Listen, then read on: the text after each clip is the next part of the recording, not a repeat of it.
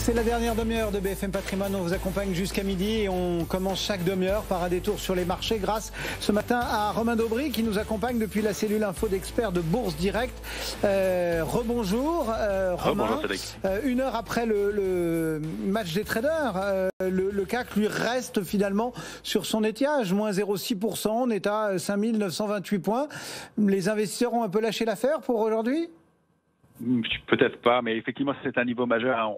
On en parlait tout à l'heure, le bas de ce canal haussier qui est actif depuis le mois de février, et on évolue toujours autour de ce niveau-là, sans le rompre dans l'immédiat. Ceci dit, on s'appuie dessus. Il n'y a pas encore une fois pas d'alerte majeure. L'idée, ça va être toujours de déterminer si on est dans une consolidation à court terme, ça c'est sûr, mais qu'elle ne dégénère pas dans une consolidation un peu plus marquée de moyen terme.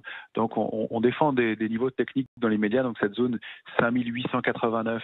5917 qui me paraît crucial, le bas de ce canal et puis un niveau de support important juste en dessous. On voit qu'on plafonne sur pas mal d'indices. De toute façon, à mon avis, on va rester dans cette situation pendant quelques jours au moins. On plafonne sur les grands indices mondiaux, on plafonne aussi sur les matières premières et on pressent effectivement, et on va voir si cette nouvelle rotation qu'on voit depuis quelques séances se met en place, à savoir le retour des technos, de la santé versus le secteur bancaire, le secteur automobile qui ont l'air de patiner un peu. On voit d'ailleurs que les équipementiers automobiles souffrent pas mal aujourd'hui. Ils sont vraiment en bas du SBF aujourd'hui pour la partie. Effectivement, puisqu'on voit Plastic Omnium, Valeo, Forestia qui sont parmi les plus fortes baisses de ce SRD. Ouais, et qui ont des structures graphiques qui ne sont pas engageantes à court terme en tout cas, avec des mouvements qui pourraient être un peu plus marqués. Donc ça confirme bien l'idée d'une consolidation au moins à court terme, mais on voit que les opérateurs ne se précipitent pas pour rentrer dans le marché tout de suite.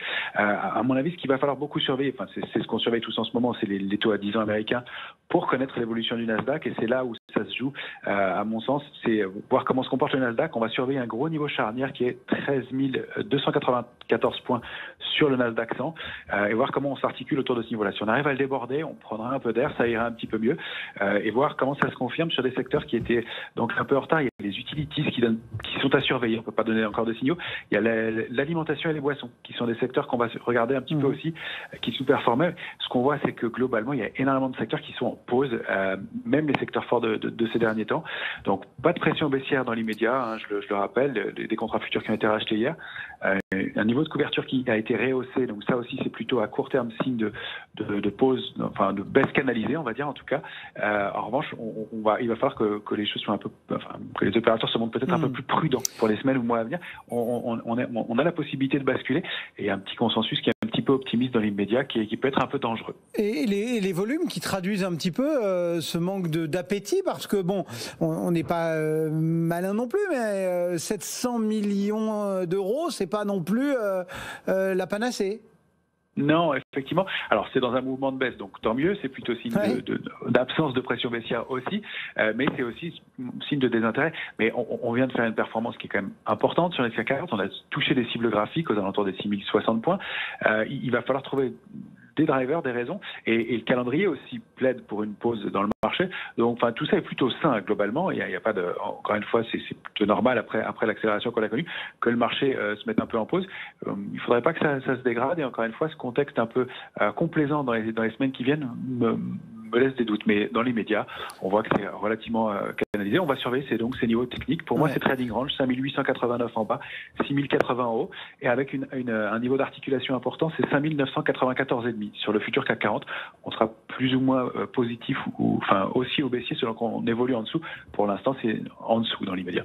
Voilà donc pour les indices actions. Un petit regard aussi sur les devises qui fluctuent aussi au rythme des questions de banque centrale, d'inflation, de décision. Et puis là, on a toutes ces tensions sur les émergents. 18,89 ce matin. Comment est-ce que vous surveillez ce marché de devises ? À long terme, l'euro-dollar reste haussier. moyen terme, il l'est toujours. Tant qu'on est au-dessus de 1,17, c'est 1,1606, pardon, 1,1606. À court terme, on est baissier clairement et on est dans un petit canal de consolidation qui se situait entre 1,1920 et 1,2228, qui a donc été rompu maintenant, avec donc cette cible avec des niveaux intermédiaires, mais une cible à 1,1710 et puis 1,1606 en dessous. Il n'y a pas d'alerte majeure sous 1,1435. Enfin, on en est loin dans l'immédiat. Pour moi, c'est plus une phase de pause dans un mouvement qui était haussier globalement, un gros mouvement qui s'est déclenché sur l'euro-dollar bien dans le courant de l'été et à la fin de l'été en août, avec le franchissement d'une ligne de tendance baissière de très long terme et qui était active depuis 2008. On a quand même franchi ce niveau-là, accéléré fortement. Et là, pour moi, ça correspond plutôt à une consolidation dans l'immédiat. Merci beaucoup, Romain Daubry, donc en ligne avec nous depuis la